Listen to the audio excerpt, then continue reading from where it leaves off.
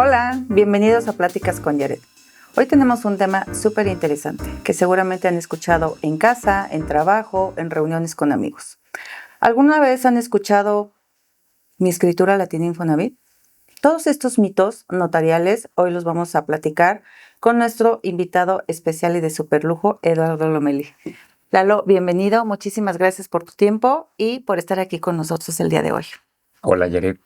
Muchísimas gracias. La verdad es que estoy muy emocionado de poder estar hoy platicando contigo. Lo comentábamos en unos días anteriores, ¿no? Me encanta la idea del trabajo que estás haciendo, de buscar informar a la gente a partir de consejos certeros y seguros en este mundo de tanta información desinformada. La verdad es que me encanta y poder compartir contigo unos minutos y con tu gente para mí es muy grato.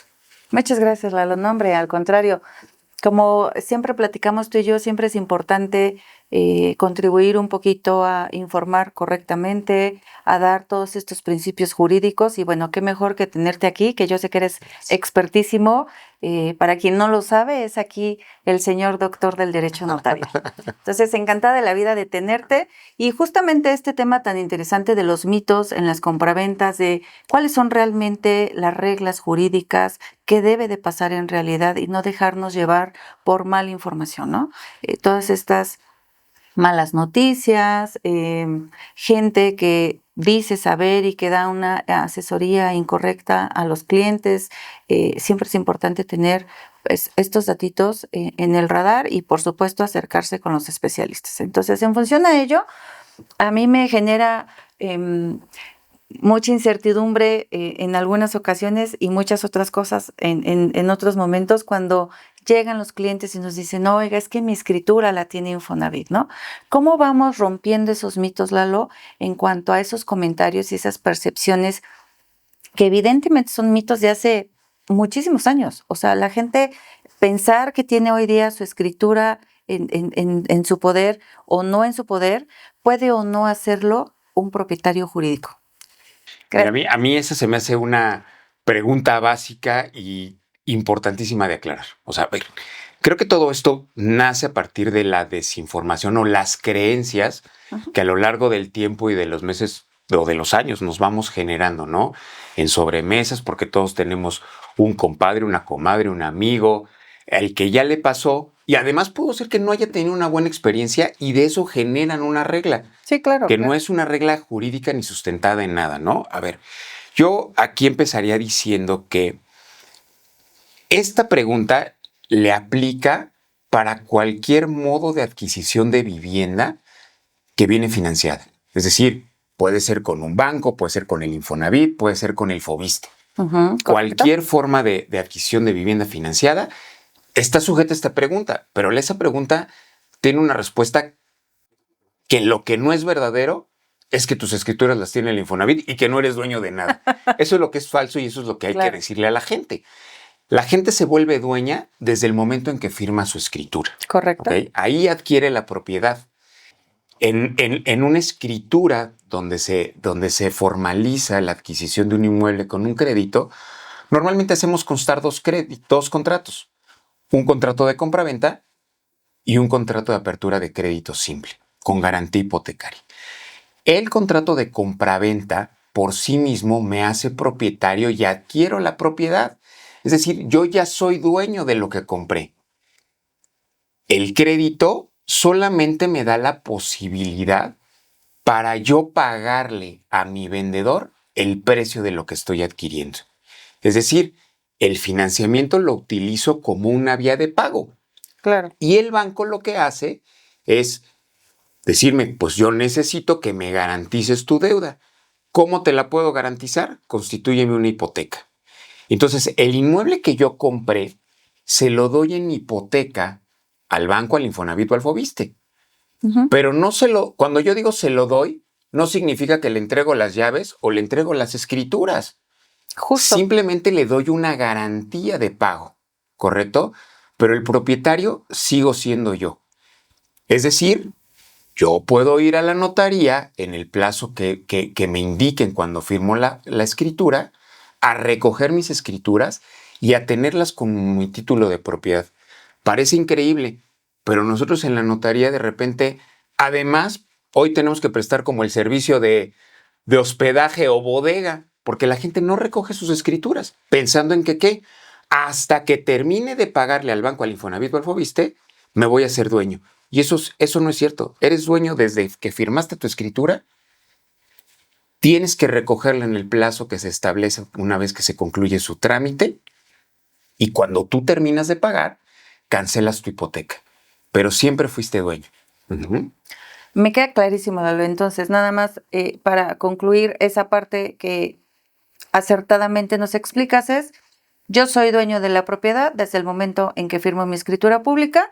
La escritura jamás la tiene Infonavit. Eso, en efecto, es un mito y chisme de radio pasillo de toda la vida, porque finalmente eso en la realidad, pues evidentemente no funciona así, no existe. Constituimos como acto jurídico una garantía hipotecaria y ahí es donde interviene el papel del notario, ¿correcto? Donde el notario se encarga de celebrar el acto jurídico como tal. Pero, como bien decías, no es de te entrego la llave y te entrego mi escritura y te la dejo en garantía físicamente. No, es un acto jurídico y que ese es el papel fundamental en donde el notario da fe de los actos en el mismo instrumento, ¿correcto? Es correcto. Ahora, sí, el hecho de tener esa mala información que provoca que no asistan las personas a recoger su escritura a la notaría pública. Entonces, aprovechando el foro, vamos a invitar a todos que todos los que hayan firmado alguna escritura pública asistan a la notaría a recoger su escritura. ¿Qué necesita una persona para eso, Lalo? Es algo facilísimo. ¿Qué necesito acreditar? Pues que soy esa persona que firma la escritura. Claro. Entonces, lo único que yo necesito hacer es presentarme con una identificación oficial y con eso es más que suficiente para que a alguna persona le entreguemos su escritura. Puede suceder que esa persona no esté aquí y no puede acudir a la notaría. Necesito otorgar un poder donde faculte a un tercero para recoger su escritura. Y esto lo tenemos que entender con un principio de seguridad básica, ¿no? O sea, al final del día, yo no le puedo entregar una escritura si no es a su titular o a quien a su titular legalmente me autorice. ¿Por qué? Porque al final del día lo que yo le estoy entregando es su título de propiedad, lo que lo convirtió en propietario de su casa, ¿no? Entonces es fundamental acreditarlo vía una identificación oficial o un poder para recogerlo. Me queda clarísimo. Oye, Lalo, ¿y qué pasa o cómo nos ayudas a identificar como parte de este mito cuando firmas tu escritura pública en la notaría, te entregan una copia simple? Yo lo tengo clarísimo. Ayúdanos a tener como ese argumento jurídico de dónde está la diferencia de no porque ese día te dimos una copia simple, pues con esa copia simple puedes salir y ostentarte como propietario, ¿no? Esa diferencia, Lalo. Claro, a ver, el entregarle una copia simple al cliente al momento de su firma es meramente una referencia que nos sirve un poco para seguir la misma lectura del instrumento, para que se acuerde. Créeme que muchas veces lo usamos como una muleta para que se acuerde que tiene un trámite pendiente en la notaría. Que firmó una escritura. Exactamente, pero realmente le estamos entregando un documento sin valor. O sea, no tiene ninguna validez jurídica.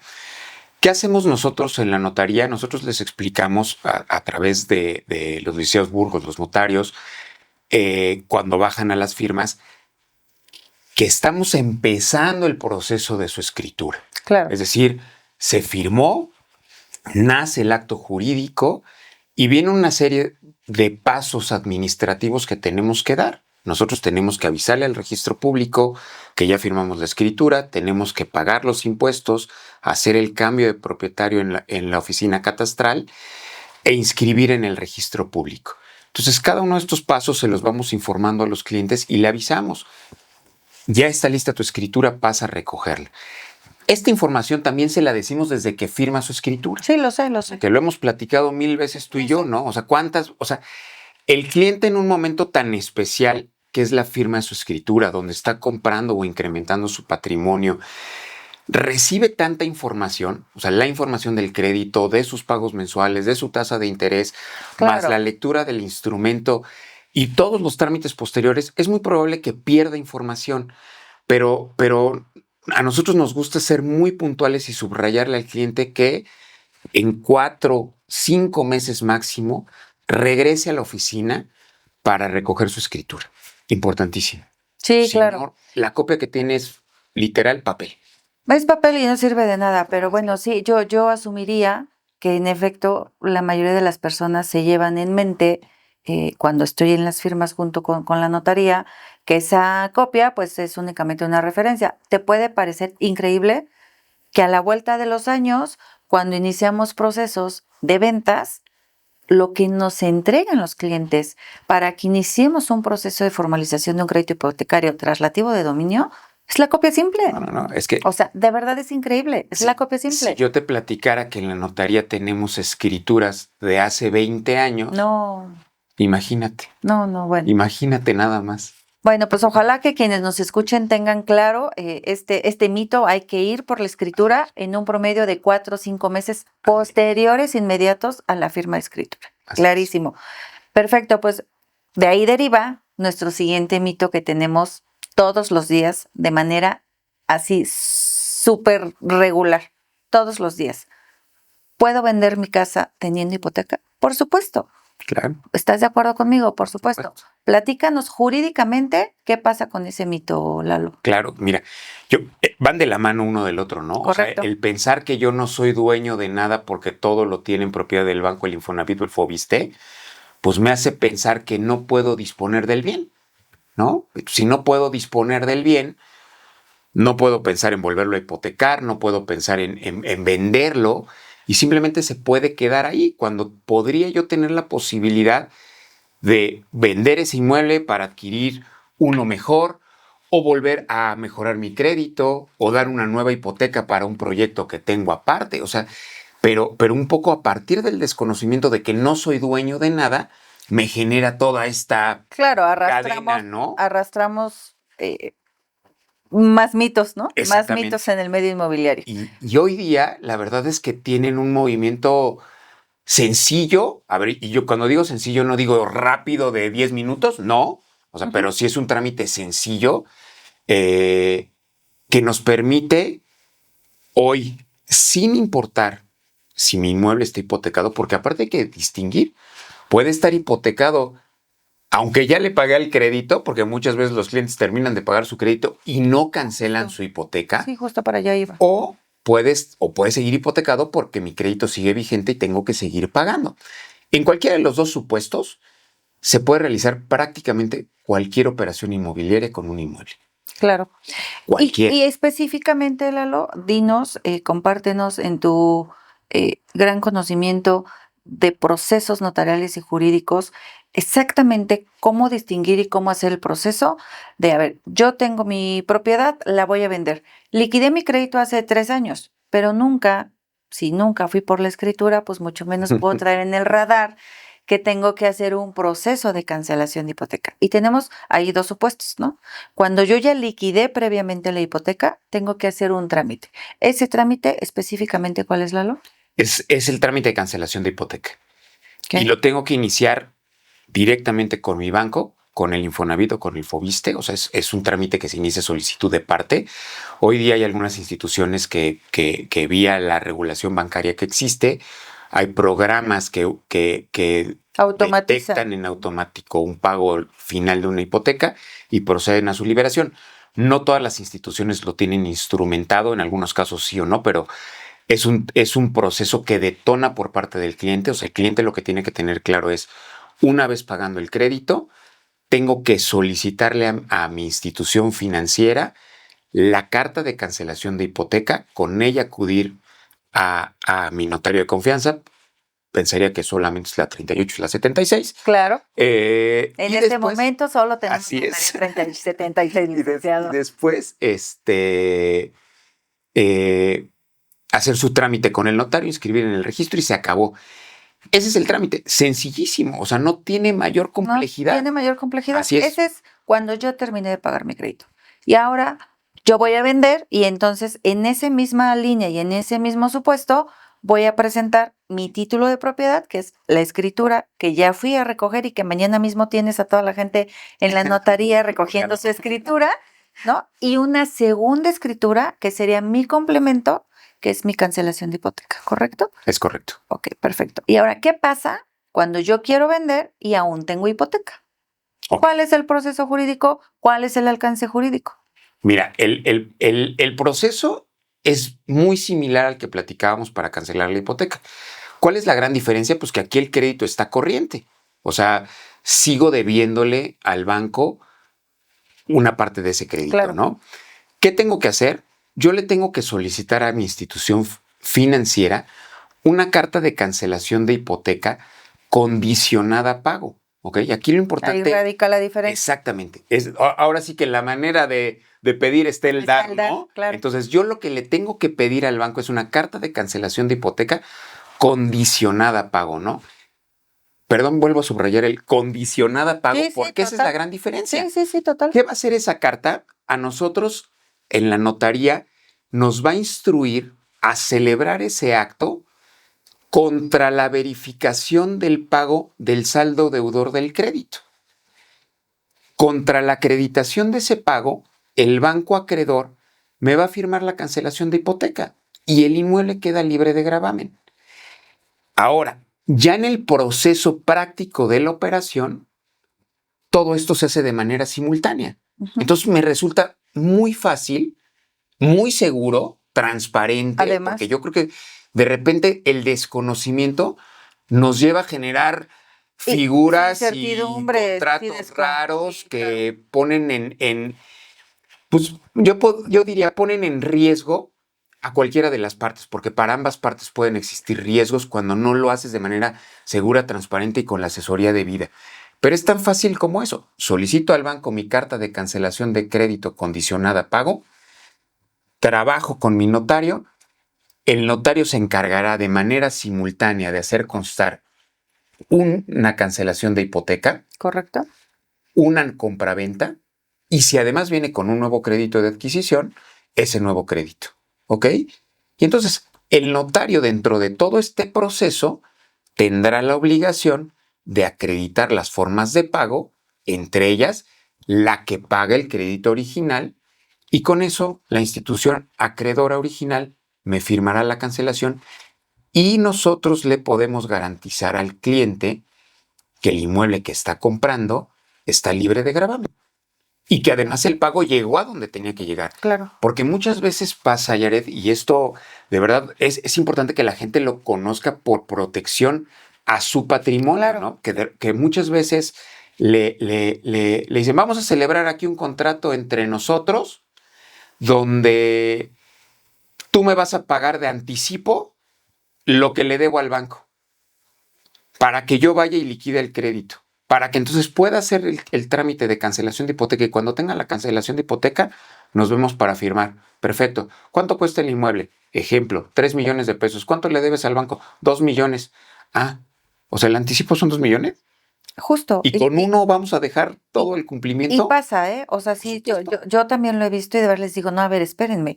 O sea, eso es poner en riesgo una operación. Entonces, sí, importante que las personas, y justo para allá iba mi siguiente petición a tu diccionario jurídico, ¿cómo protegerse tanto comprador y vendedor? Hoy día es muy común y muy recurrente que la propiedad, hablando de propiedades usadas principalmente, ¿no? O sea, hablando de operaciones entre particulares, no vivienda nueva de un desarrollador constructor de vivienda, porque ese tiene un proceso totalmente diferente. Claro. Pero estas operaciones, que es lo que nos interesa, es justamente sobre todo que nos escuchen y lo tengan claro las personas que van y hacen operaciones entre particulares y que van a comprar una vivienda usada, que puede ser el caso de lo que estamos hablando, exactamente cómo protegerse, porque una cosa es, tranquilidad total cuando tenemos una operación donde el que compra con un crédito también, y entonces entre instituciones financieras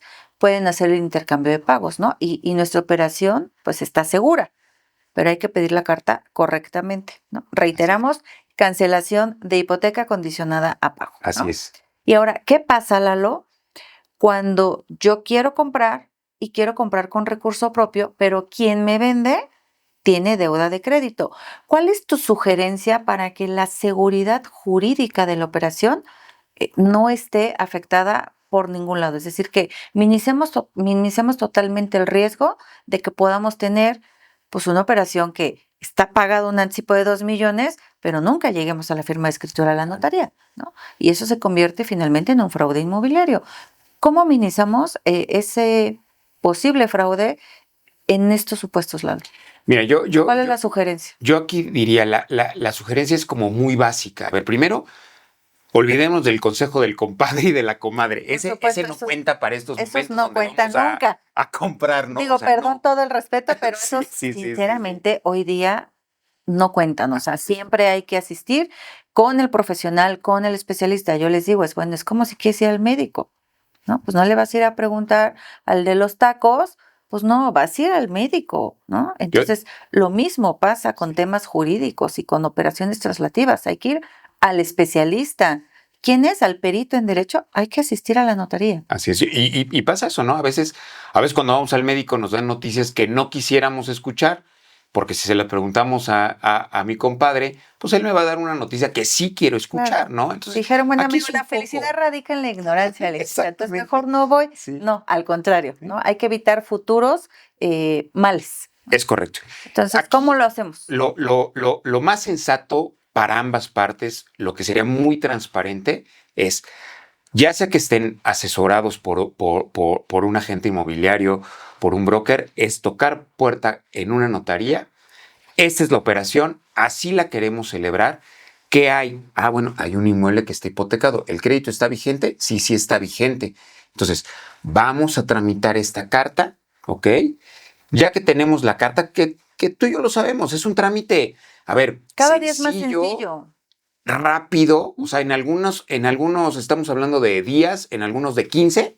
No, ya no pasa. O sea, eso. Te juro que en 3, 5 mira, días todas las entonces, instituciones nos entregan cartas de cancelación. eso está padrísimo. Entonces, tenemos la carta y mientras en la parte de la notaría se trabaja el expediente del cliente, pues para revisar toda la parte fiscal y legal del inmueble, Claro. se presenta un aviso preventivo y entonces blindamos toda la operación para que el cliente comprador pueda firmar tranquilamente su escritura, pagarle al vendedor, que se dispersen los recursos a donde tienen que ir. ¿Por qué? Porque estando nosotros en la notaría, nos cercioramos de que un pago llegue a tal institución para que ahí se liquide el crédito, nos quedamos con comprobante de ese pago y le avisamos a la institución. O sea, no es nada más, el notario no nada más está esperando el comprobante, ¿no? Sí, no está viendo Digamos nada más que hagan el pago, ¿no? Hay que Exacto. hacer todo un proceso. Atrás hay todo un proceso donde nosotros estamos verificando el pago, recibiendo, informándole al banco y esperando la cita para que nos firme. Pero también al vendedor le estamos garantizando su pago del precio, le estamos quitando un problema futuro en caso de que no pudiera resolver una cancelación de hipoteca. Y él simplemente con esa tranquilidad firmó su operación, recibió su dinero, transmitió la propiedad y se olvidó del problema. Y es una operación con un buen fin, un final feliz. Con un final. ¿No? Sí, claro. Entonces, ahí la recomendación siempre va a ser, evidentemente, llegar a la notaría y en ese momento hacer la dispersión de los recursos, ¿no? Claro. Ya teniendo nuestra carta de cancelación que dice cuánto debemos, ¿no? Como vendedor, el comprador tendrá que hacer la dispersión de recursos para también tener la garantía de que le estamos liquidando el crédito y estamos pagando el resto del precio de la compraventa a su vendedor. Así es. ¿Correcto? Correcto. Y fíjate que me gustaría un poquito abundar en este mismo tema. Vamos a quitar de la jugada una operación de compraventa y centrémonos en una persona que tiene una casa y que tiene un crédito vigente, pero quiere emprender un proyecto, ¿ok? Y que quizá lo que necesita es recursos, financiarse para poder iniciar su proyecto o dar el enganche para un terreno donde va a construir una nueva casa, pues también es una posibilidad y que funcionaría exactamente aquí igualito, nada más que quitamos del juego al comprador. O sea, es una sola parte. Y ahí yo creo que, bueno, se acercarán contigo para que tú le des la mejor asesoría que puede tener respecto a un crédito, pero el efecto sería más o menos el mismo. O sea, busco prepagar el crédito que hoy tengo para tener un nuevo crédito Claro. que me permita iniciar un proyecto, comprar un nuevo terreno, lo que tú quieras. Sí, ¿no? claro. Y Ahí fácil. entran los créditos de liquidez. Justamente. Exactamente. Ahí entran los créditos de liquidez que también son muy recurrentes y es muy común encontrarme escrituras todavía con, o más bien la anotación en registro público de la propiedad todavía con la constitución de la garantía hipotecaria porque no hemos hecho la cancelación de Es hipoteca. correcto. Entonces, si no necesariamente es para vender, ¿no? No necesariamente, posiblemente en un crédito de liquidez, de remodelación, flujos, etcétera, todo lo que necesitemos, que al final el destino sería un crédito de liquidez, habrá que hacer el mismo proceso. Claro, y es importante que la gente sepa que no tiene que esperarse a terminar un crédito Claro. para empezar con un nuevo proyecto, ¿no? Sí, O sea, claro. puede incrementarlo a partir de la misma garantía, ¿no? Sí, sí, claro. Ujú. Totalmente.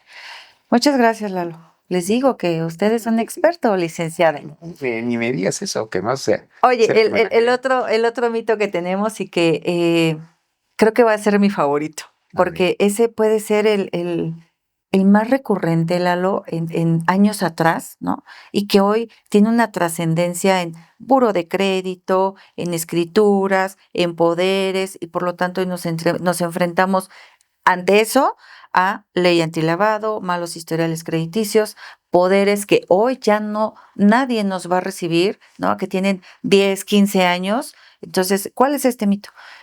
Una cesión de derechos para no pagar mis escrituras, ¿no? Que son los famosos traspasos que la gente atrás era muy recurrente y muy común de verdad, y hoy seguimos teniendo consecuencias de esos traspasos. ¿Y qué es un mito? ¿Qué pasa cuando alguien dice voy a ceder los derechos? Porque estamos hablando de la cesión de derechos de la propiedad en su cabeza, claro está. Claro. Cuéntame. Yo vuelvo al mismo tema. Que escuchamos lo que nos conviene, ¿no? O sea, Claro. al final del día escuchamos lo que nos conviene. Y sí, como tú lo dices, ese yo creo que es de los Favorito. más importantes Sí, y de los que creo que hoy la legislación misma nos ha ayudado a que se vayan terminando. reduciendo o que nos enteremos menos, ¿no? A lo mejor ya no pasan por nuestros oídos tanto, Yo creo que sí se pero, van terminando, ¿eh? pero qué bueno. O sea, al final del día en mi opinión, es una de las peores prácticas en materia inmobiliaria que puede existir. Coincido Porque contigo. ahí sí, el riesgo es para todos, comprador, vendedor, y nunca se dimensiona el alcance. Justo, creo Y que el yo- error radica ahí, no se Así es. dimensiona el alcance jurídico. Así es. Aquí yo creo que lo más sencillo de esta respuesta es decir, eso no existe. Justo. ¿Ok? Eso no existe. Los inmuebles solo se transmiten en escrituras ante notario y hay que pagar impuestos. No hay más. No hay más. No hay más. Oye, que a alguien se le ocurrió que el traspaso, que yo, y que me voy a ahorrar. A ver si cuando tengan un pleito, también lo llaman y les apoquina un poquito para salir de la bronca. Claro, Porque total. ponen en riesgo a todos, al comprador, al vendedor. Y el Como tú patrimonio. dices, por supuesto. Y el patrimonio. Porque al que vendió, pues puede estar en el buró de crédito, pero a lo mejor a alguien le importa, ¿ok? Puede ser. Y al que compró, pues nunca va a ser dueño de nada, con una deuda que en teoría le adquirió a otro por 30 años. O sea, no. Es el peor negocio de la vida, ¿eh? Así de fácil y de claro. Coincido, por eso te decía, solo en su cabeza. Sí. Porque de verdad, y radican justo de pláticas en el vecino, pláticas en personas que asumen tener el conocimiento. Dicen, no, hombre, ahórrate los impuestos. Y ahí va, ¿no? Ve a la notaría que te den un poder, ¿no? Entonces, a mí me gustaría que me platiques un poquito en este sentido jurídicamente, a ver, ¿qué es una cesión de derechos como tal y cuál es el proceso real para hacerlo, ¿no? Y si a eso pasamos a, necesito hacer una escritura pública para realmente hacer una cesión de derechos, ¿no? Claro. O sea, que sea muy puntual la respuesta en cuanto a términos jurídicos para que ya vimos que las cesiones o los famosos traspasos no existen, ¿no? Claro. Eso no existe. ¿Qué sí podemos hacer y cómo lo podemos hacer? Hablando de el supuesto, ¿no? Yo creo que vas a coincidir conmigo en el supuesto de una propiedad que no tiene una garantía hipotecaria. Por supuesto. A ver, y la respuesta la trataré de hacer lo más sencilla posible. A ver, los derechos que se ceden son esos derechos que son personales. Es decir, como el crédito. Es un derecho de cobro. Yo puedo ceder mi deuda o puedo sustituirme como acreedor para cobrar una deuda de otra persona. O sea, eso sí lo puedo ceder. Los inmuebles no se ceden. Los inmuebles se transmiten a través de un contrato. Correcto. Normalmente compra-venta, porque hay un cambio de un precio, puede ser una permuta, o lo puedo regalar. Puede ser una donación. Una donación. Una dación en pago. O sea, Claro. pero tiene que ser vía un contrato. ¿Ok? Las cesiones de los derechos no significa necesariamente que estén exentas de impuesto. O sea, lo que sucede es que normalmente los derechos, estos que son personales, los que estamos diciendo que se pueden ceder, no son objeto de una escritura y no pasan ante el notario. Es decir, se pueden celebrar entre personas físicas, se cede y ya. Pero no significa que estén exentos de impuesto. ¿Por qué? Porque normalmente si hay una cesión por la que yo recibo dinero, pues estoy teniendo un ingreso. Y por ese ingreso, como por el resto de cualquier otro ingreso, pues tengo que pagar impuestos. O sea, por eso te digo que es como un mito y una... No veamos tampoco el hecho de que actúe o no el notario me da la posibilidad de pagar o no impuestos, ¿no? Hay, digamos que es el acto. La parte fiscal, claro, pues se paga porque se paga. Es como cuando vamos al súper, pues tú vas al súper, compras algo, tienes que pagar un IVA, pues aunque no lo quieres pagar, aunque no hay un notario, lo estás pagando. O sea, así sucede, ¿no? No, O sea, y además te juro que pusiste un buen ejemplo. Estoy segura que mucha gente ni siquiera se da cuenta que paga IVA cuando va al súper. ¿Por qué? Claro. Porque es algo que no revisamos o simplemente sabemos que así es y entonces ya no decimos nada. Pero vamos al notario y asumimos que podemos evitar pagar impuestos, ¿no? Y no hay manera.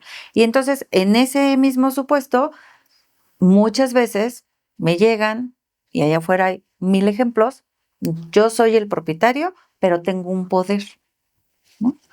Porque yo le compré a Eduardo, pero dije, me voy a evitar justamente la escritura pública. En mi cabeza, pensando que Eduardo me está haciendo la cesión de la propiedad, y entonces yo digo, 3 años, 5 años, 10 años después, ahora yo le voy a vender a Pedro y me ostento como propietario con un poder. ¿Qué pasa, híjole, Lalo? esa es la peor de las mentiras.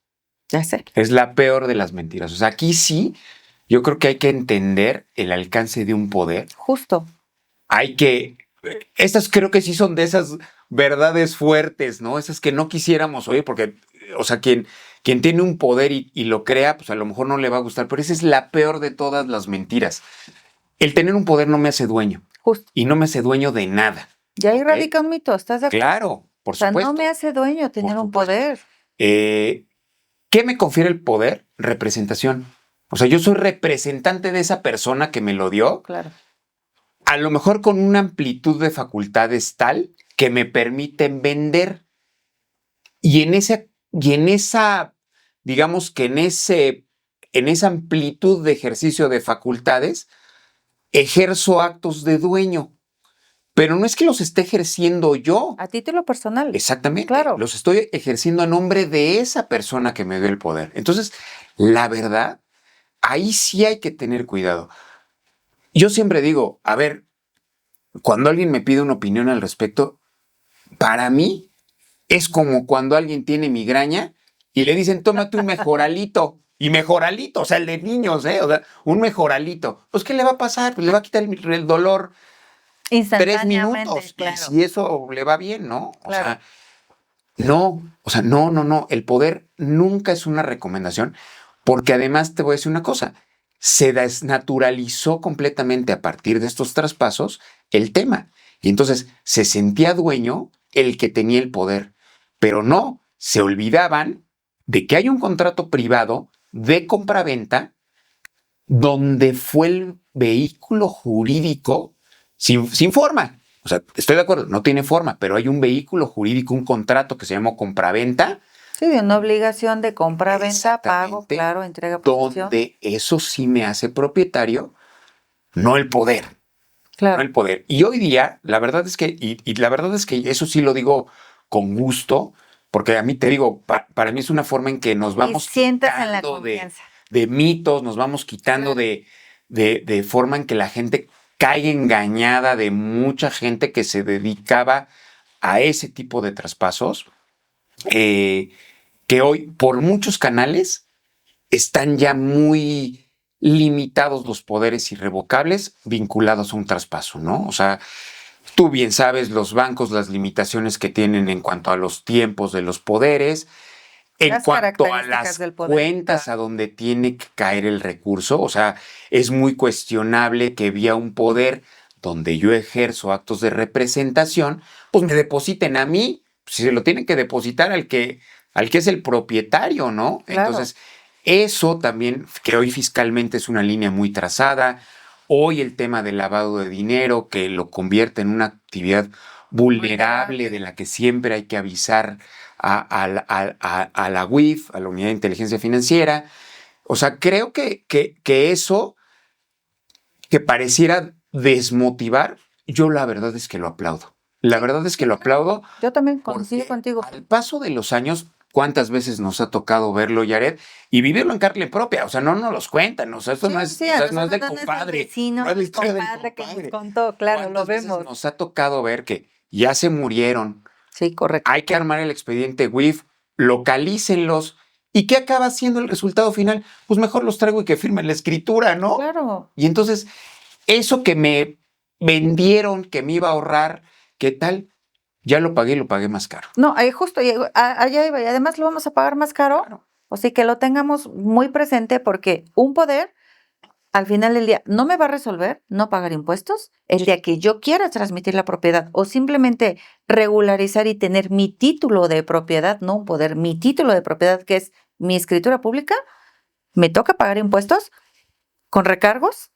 Por supuesto. Por supuesto. Y entonces, en vez de pagar 2 pesos por hacerle caso al vecino, ahora voy a pagar No, 5 pesos. Y también está el impuesto Si bien sobre le la va, renta si bien le del va. vendedor, porque a lo mejor ese vendedor ya ni lo conozco, ya ni sé dónde está, quién lo va Ya a no pagar, y nos lo que eran localizan. 1,000 pesos de impuesto sobre la renta, a lo mejor hoy soy 50,000, ¿no? Entonces, sin duda es muy complicado. Yo creo que aquí sería muy bueno, como conclusión de esta pregunta, decirle a todas las personas que nos vean y nos escuchen, si tienen un poder en sus manos con el que se sienten dueños de una casa, no lo son. No lo No son. lo Oye, son. y yo les diría, Vayan con su corran a notario. notaría a Así es. regularizarlo. Por supuesto. Porque, en efecto, con tanto cambio en las leyes, tanta obligatoriedad que hoy tiene solidaria, tanto el notario y ahora el inmobiliario, Por supuesto.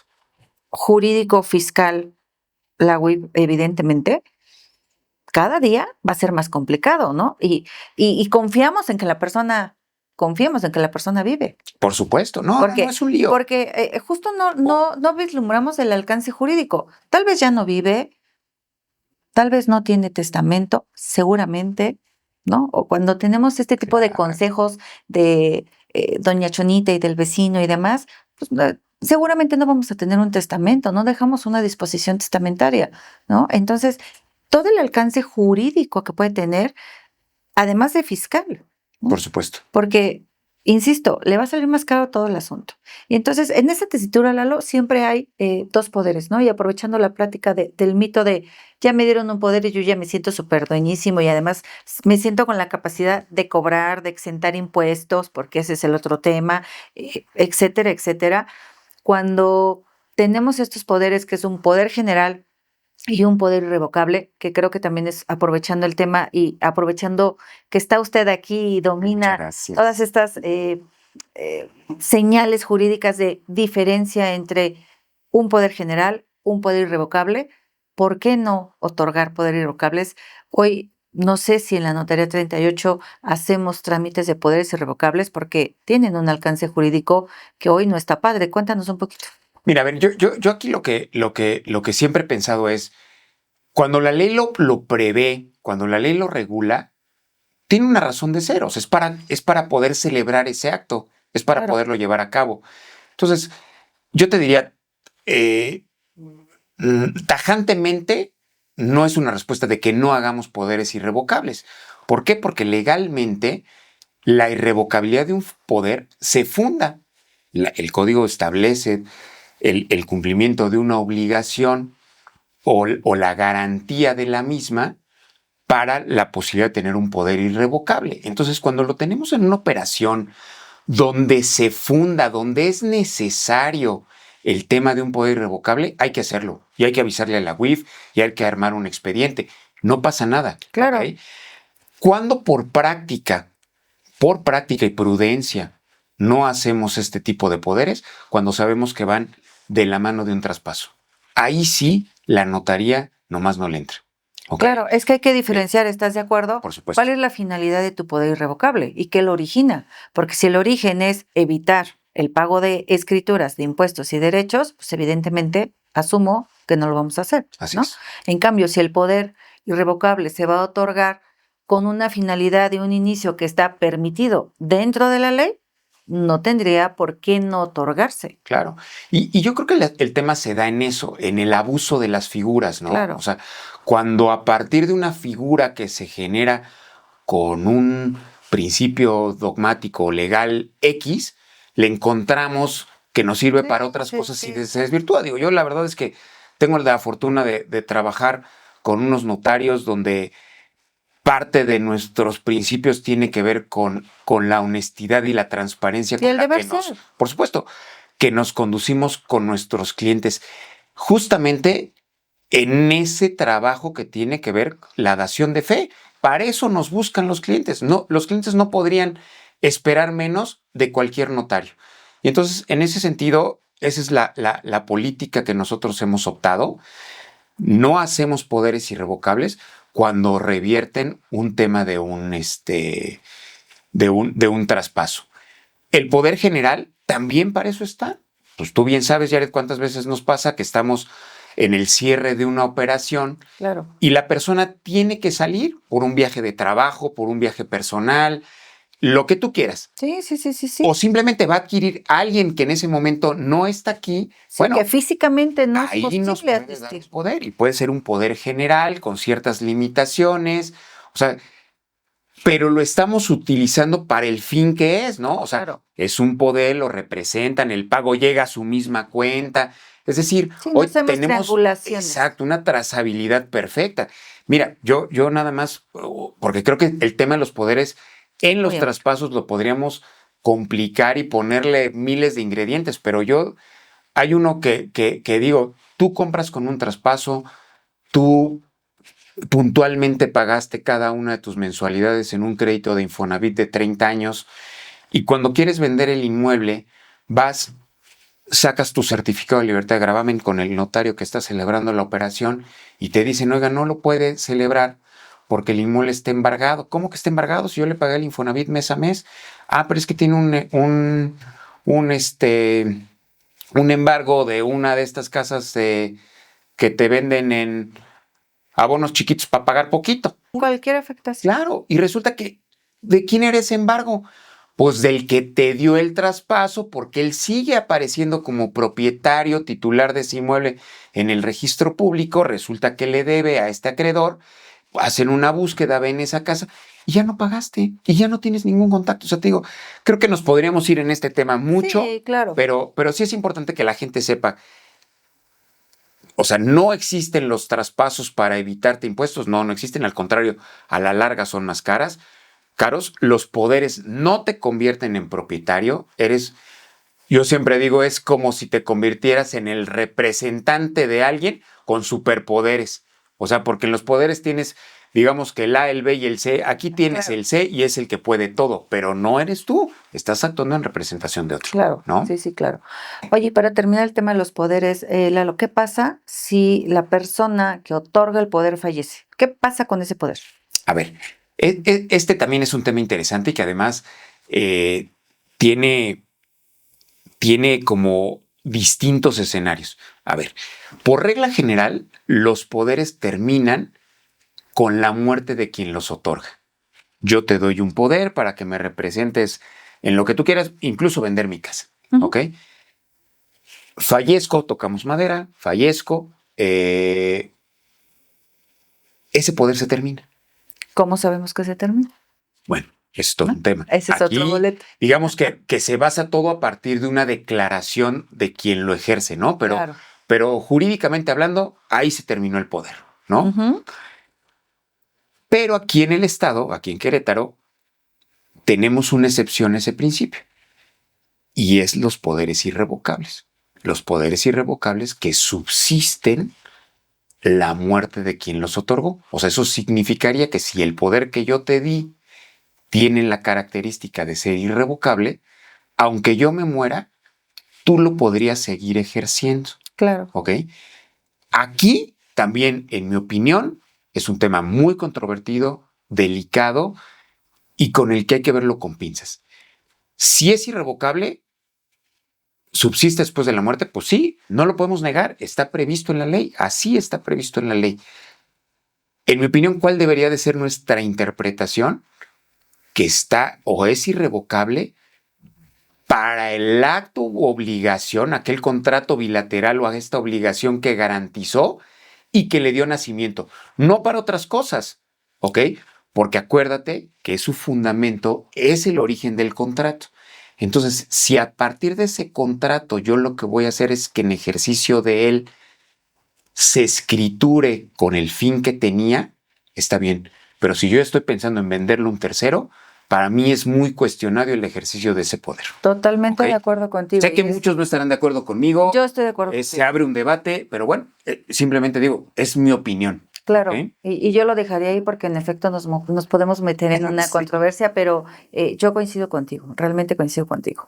Eh, no, sí, el tema de los poderes, más bien voy a preparar una siguiente es bueno. cápsula para invitarte y platiquemos de Gracias. poderes, porque la verdad es que es un tema muy controvertido hoy día, justo por todo lo que estamos platicando, y además es muy extenso. Por supuesto. O sea, podemos hablar de poderes en muchísimas cosas. Claro, y lo podríamos nutrir incluso de todas las políticas que hoy los bancos Regulan, nos piden claro. para poder Aceptar celebrar un una poder. operación con Sí, un aceptar poder. un Está el poder. tema de la suplantación de identidad a partir de los poderes. O sea, creo que el tema de los poderes nos da para mucho. Sí, el tema de los poderes nos da para mucho. Muchas gracias, Lalo. Oye, otro mito que tenemos muy común y que también es común, pero tal vez no tan recurrente, o al menos de este lado no ha sido tan recurrente. El traslado de dominio. ¿Hay descuentos para personas de tercera edad en el pago del traslado de dominio? No, no hay. O sea, no hay. Creo que esto se confunde la información. Es lo que decimos, ¿no? De repente, hoy vemos tanta información que nos confunde o nos desinforma, ¿no? Creo que la razón que atiende a esto es para el predial. Ujú. En el predial sí hay la posibilidad de que las personas de la tercera edad, que además cumplen ciertos requisitos, porque no es para todos, pueden obtener un descuento en el pago de esa contribución. Pero aquí en el estado de Querétaro no existe una reducción en el pago del traslado de dominio para las personas de la tercera edad. Es decir, cualquier operación que se celebra donde se transmite un inmueble, donde hay un traslado de dominio, se paga igual, sea un menor o sea una persona de la tercera edad la que esté adquiriendo. No hay descuentos. ¿Okay? De ahí no vamos a tener absolutamente nada. Sí, seguramente este mito, y sí, o sea, sí nos ha pasado, te digo, no es tan recurrente como los otros, pero sí pasa en función a, justamente asumimos que es derivado de los descuentos que existen en cuanto al pago de predial y que hoy las personas de la tercera edad que están acostumbradas a hoy a tanto programa que existe dentro de las instituciones gubernamentales donde para todo hay descuento para ellos, ¿no? Entonces, creo que sí, de ahí deriva. Entonces, pues la respuesta es no. No. ¿Y qué implica, aprovechando el tema del mito, lo que es el traslado de dominio? ¿Qué implica cuando decimos que también puede ser un mito?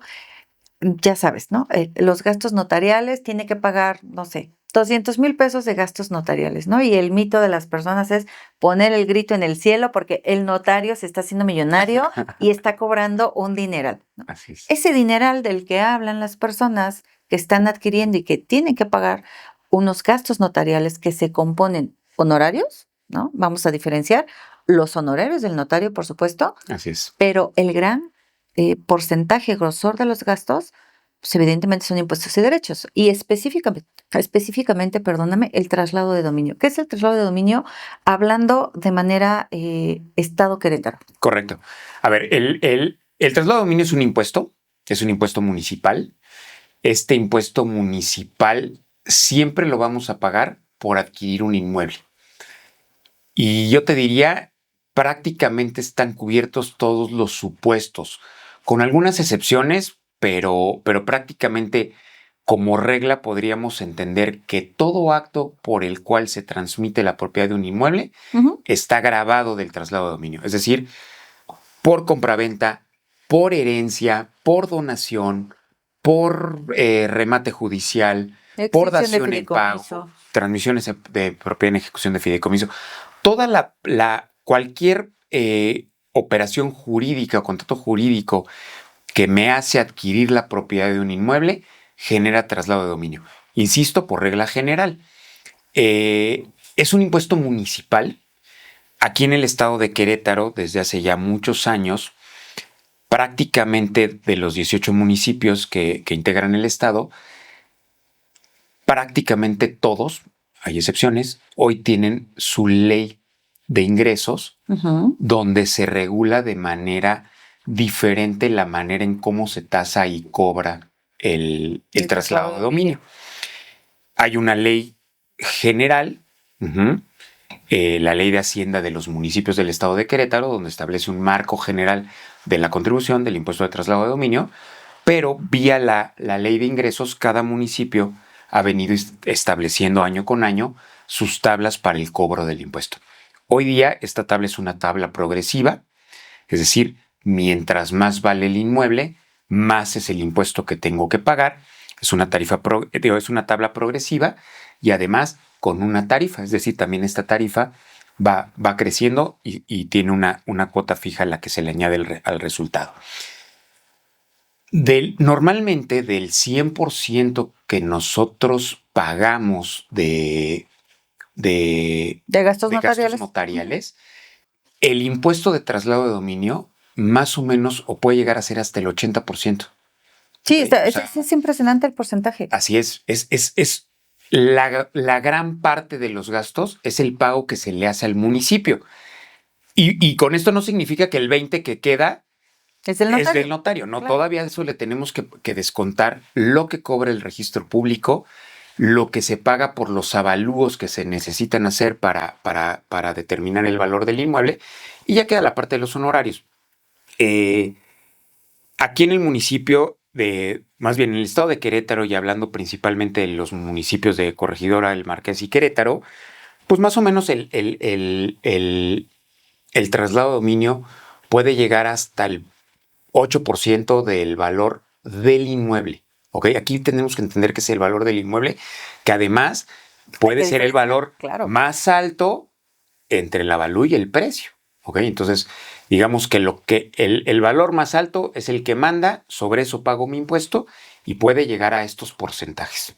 ¿Ok? Sí, y que de ahí deriva que este mito existe en Querétaro, ¿eh? O sea, este mito de los gastos son carísimos existe en Querétaro. Creo que hoy me atrevería a confirmar que en efecto sí somos el estado de la República más caro en traslativa de dominio. Sí, yo siempre he dicho, no sé si es algo que a mí me gusta presumir, pero sí. No, o sea, a mí no, yo sí. Que hago operaciones en algunos otros estados de la República, llámese Ciudad de México, Estado de México, Monterrey, Guadalajara, de verdad, el traslado de dominio en Querétaro está carísimo. Entonces, el mito de los gastos notariales son carísimos, pues depende, ¿no? Desde qué punto y de qué enfoque los veamos. Claro. Porque me gustaría que nos reiteraras en una operación traslativa de dominio, independientemente del acto jurídico, pero que implique una traslación de dominio, ¿cómo desglosas, Lalo, estos gastos notariales? Ya sabiendo que mi porcentaje en su mayoría lo va a absorber el traslado de dominio, pero ¿cómo se desglosa lo que compone un gasto notarial hoy día?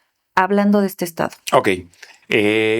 Si nosotros viéramos una factura, una cotización de una notaría, tomando como ejemplo una compraventa con crédito, ¿qué nos vamos a encontrar? Nos vamos a encontrar pagos de derechos al registro público por el pago de la solicitud de un aviso preventivo y certificado de libertad de gravamen. Correcto. De un aviso definitivo y de los derechos de inscripción por la compraventa y por el crédito.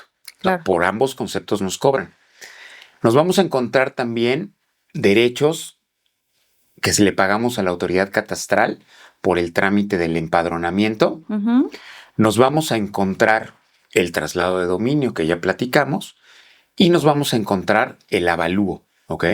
El avalúo, que es un avalúo hacendario, es un avalúo que hace un perito autorizado por el Estado para tasar, bueno, incluso hoy tasador. Hoy es tasador. Quitar ese vocablo de perito evaluador o ingeniero evaluador. Hoy es un tasador.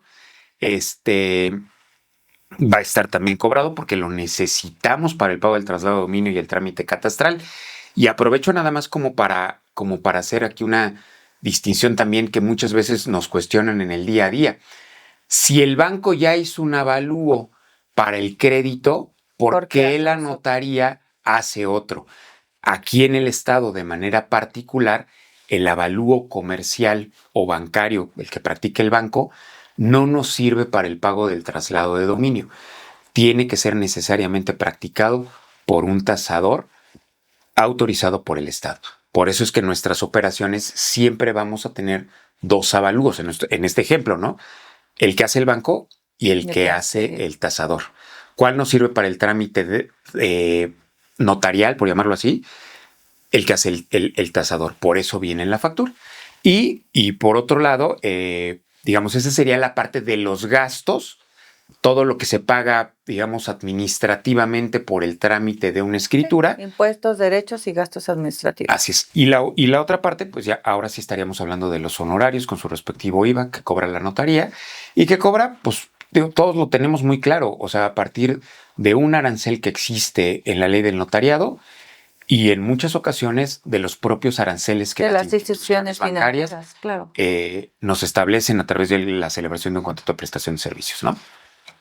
Pues bueno, entonces muchas gracias, Lalo. Entonces el mito más bien es que en Querétaro, porque no es un mito. Ese no es un mito. O sea, más bien yo le quitaría el mito, los gastos notariales son carísimos. O sea, la realidad más bien es que el estado de Querétaro se ha convertido en un estado muy costoso en operaciones inmobiliarias. ¿Estás de acuerdo conmigo? Creo que esa sería la conclusión de esta parte, ¿no? Así es. Lalo, pues de verdad, muchísimas gracias. Ha sido un verdadero placer. Ya se nos acabó el tiempo. Ya se nos acabó el tiempo. Qué rápido. Me encantaría aquí seguir contigo, pero te prometo que organizamos una segunda charla feliz de la vida. Encantado de poderte acompañar. Ya compromiso, hacemos una charla de poderes con todo el gusto del mundo. Agradezco muchísimo, pues evidentemente que nos ayudes a compartir, que nos ayudes a contribuir, a sumar contenido y datos, tanto...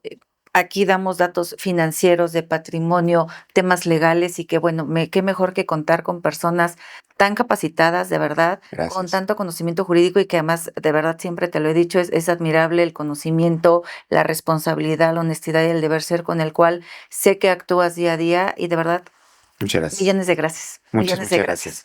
Y bueno, pues con esto terminamos, con esto llegamos al final de nuestro capítulo del día de hoy de Pláticas con Yaret Basurto. Recuerden que si esta información les sirve, evitemos justamente que el vecino, la vecina, la reunión y demás nos llenen de información equivocada.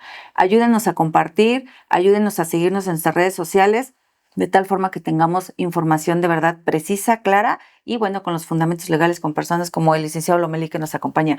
Muchísimas gracias y finalmente, Lalo, pues te dejo para que nos ayudes a despedirte y por supuesto nos digas en dónde podemos acercarnos, cómo podemos acercarnos a la notaría para efecto de asesorías y demás. Y yo aprovecharía para que dejes muy, muy precisos esos datos de acérquense a la notaría, no necesariamente el llegar, preguntar, estoy segura, tiene un costo oneroso que diga, no, pues es que cómo voy si yo no tengo dinero para pagar, ¿no? Una consulta y una asesoría jurídica es mucho más barata que el alcance que puede tener, ¿correcto?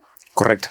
Pues primero que nada, muchas gracias. La verdad es que creo que fue una charla muy amena, para mí muy enriquecedora. Sé que el contenido de lo que platicamos desmitificará muchas cosas con las que podemos encontrarnos en el día a día y podernos tener una idea clara de las operaciones jurídicas a realizar. Una gran conclusión para mí sería que la gente se acerque a las notarías. Acuérdense, las notarías asociadas 38 y 76, aquí sobre el anillo vial Fray Junípero Serra, enfrentito de Paseo Querétaro. Estamos para servirles. Esto nos abre una puerta del mito. Ir a tocar la puerta al notario y preguntar no tiene ningún costo. Nuestras asesorías son gratuitas y siempre es mejor preguntar. Quítense la pena, no pasa nada.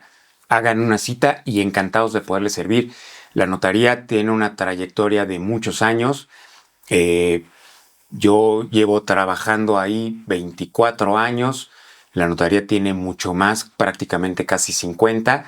Y siempre a través de lo que los notarios a nosotros nos han enseñado y nos encanta poderlo presumir.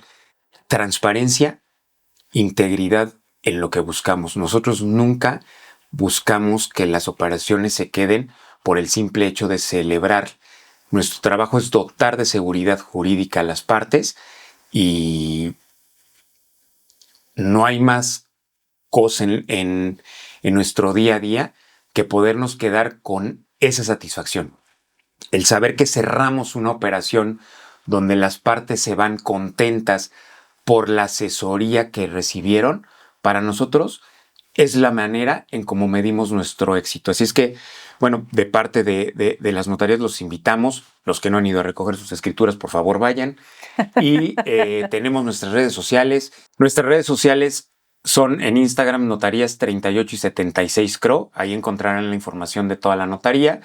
Tenemos, además, como ventaja, trabajamos con todos los bancos del sistema financiero. Entonces, siempre podrán recibir una asesoría muy integral.